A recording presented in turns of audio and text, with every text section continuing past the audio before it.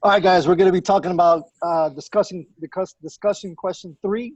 When you were a teenager, how would you evaluate how teenagers were discipled? What was one thing you would have made greatest improvement to that discipleship? What do you think, Jack? Right. A lot of times in youth group, though I didn't really have this thought in the front of my mind, I think the members of my youth group growing up that I saw as disciples were often the other students who were in some kind of leadership. They either helped teach a Bible study, or they led worship, or helped organize some of the events that we did together as a youth group.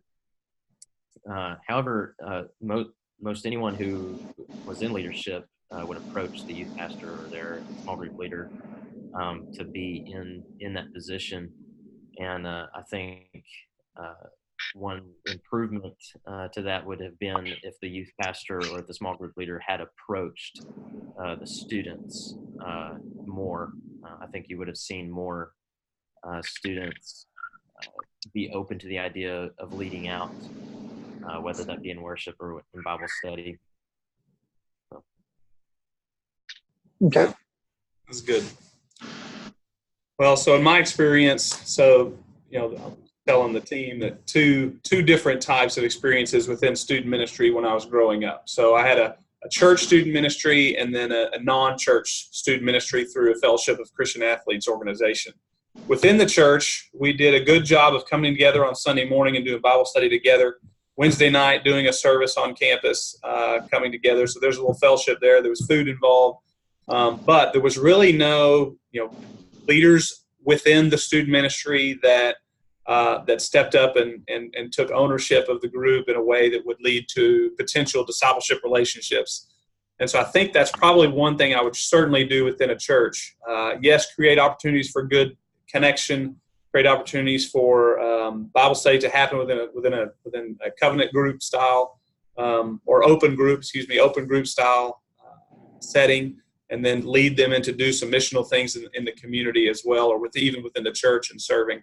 But I think the one thing I would really improve upon in that situation was getting some of the students that are really committed to jump into leadership. I was listening to a podcast this morning. It was talking about 10% of the students of any size church are really committed to growing in their Christian life. They're really devoted to the Lord. They've got an idea that they're trying to be biblical in their discernment with regards to their worldview and operating within their culture.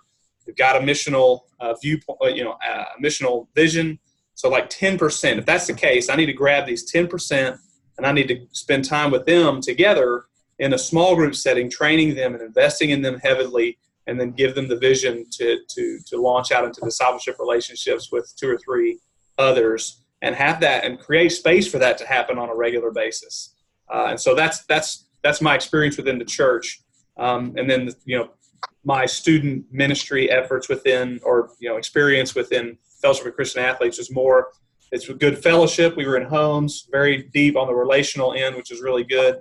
They had an investment in us and just spending time around us and time coming to our games and things like that, a little bit more than what the church would have. But they had a little bit more of a leadership team within the students that connected there.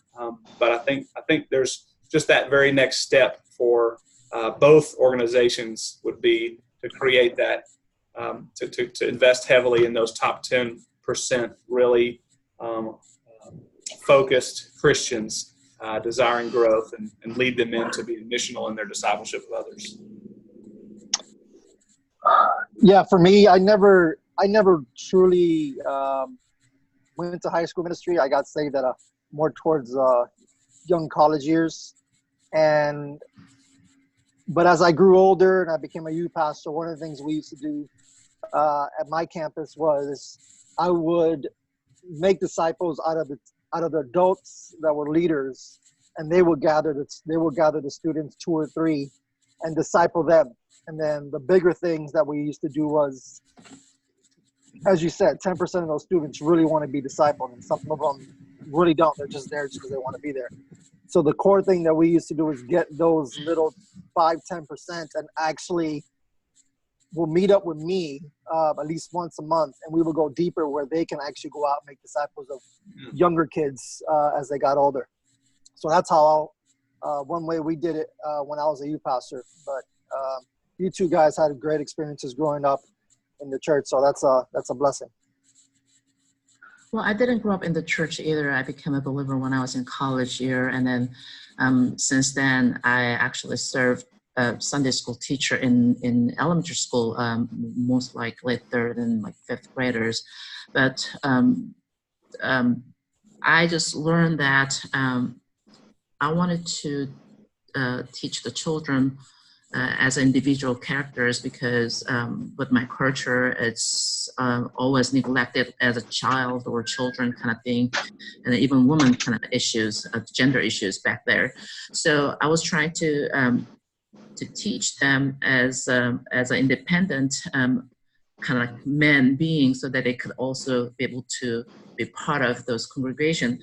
And because of that, although this is my first time doing serving actual youth ministries here, what I'm thinking of doing is practical wise that to improve those discipleship, because I didn't have such, so I don't know how to do it exactly. But yet, as we're learning throughout these classes here, that maybe we could have those kids or the youth involved with the adults things. So for instance, I'm thinking of having them coming when they come to our small group meeting as a whole family's meeting together once per month, that I'm gonna have their parents have their kids join the worship services together. So not only teach them word by words, but also be able to learn from how we do it as an example, so they could just learn as they're having those times together, rather than just having their own time separately from while we're having our worship or prayer time, even in the same under the same roof. So